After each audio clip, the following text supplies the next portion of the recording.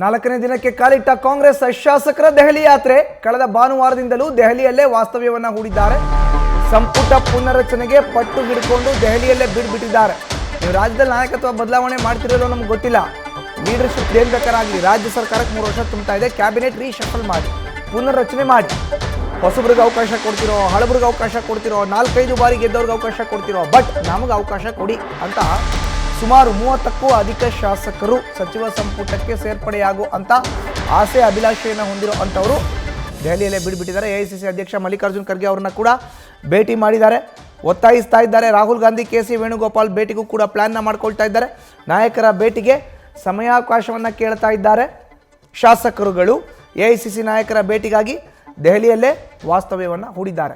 ಒಂದು ಕಡೆ ಪಂಚರಾಜ್ಯಗಳ ಚುನಾವಣೆಯ ಪೈಕಿ 3 ರಾಜ್ಯಗಳ ಚುನಾವಣೆ ಆಗಿದೆ, ಇನ್ನು 2 ರಾಜ್ಯಗಳ ಚುನಾವಣೆ ನಡಿಬೇಕಾಗಿದೆ.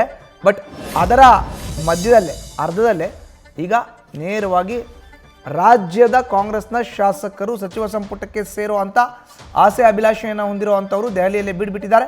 ಎಐಸಿಸಿ ಅಧ್ಯಕ್ಷ ಮಲ್ಲಿಕಾರ್ಜುನ್ ಖರ್ಗೆ, ಲೋಕಸಭೆಯ ವಿಪಕ್ಷ ನಾಯಕ ರಾಹುಲ್ ಗಾಂಧಿ ಹಾಗೂ ಕೆ.ಸಿ. ವೇಣುಗೋಪಾಲ್ ಕಾಂಗ್ರೆಸ್ನ ಪ್ರಧಾನ ಕಾರ್ಯದರ್ಶಿ ಅವರ ಭೇಟಿಗೋಸ್ಕರ ಕಾದು ಕುಳಿತಿದ್ದಾರೆ.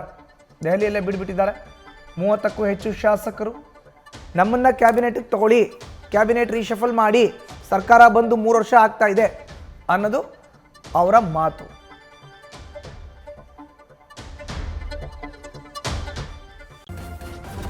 ನ್ಯೂಸ್ ಫಸ್ಟ್ ನಿರ್ಭೀತಿಯಿಂದ ನಿಮ್ಮ ಪರವಾಗಿ.